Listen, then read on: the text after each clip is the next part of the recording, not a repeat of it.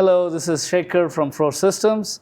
I'm here to introduce one of the retrofits that we have done on a notebook. What we have here is a Samsung Galaxy Book 5 Pro notebook that's 14-inch. This is the baseline that's commercially available. This system can sustain 20 watts of CPU performance while with the two fans that are quite loud.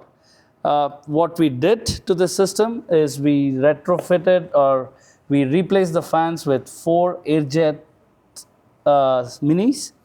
By doing that, we are able to push the performance to 24 watts, giving us a 20% increase, while reducing the acoustics and making it into a silent operation.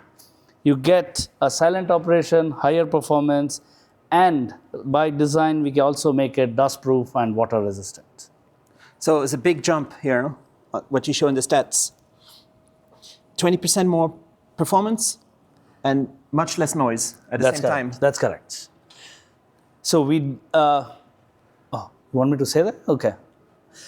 So what we are seeing here is a 20% more in performance while also reducing the acoustic to being more like a silent operation.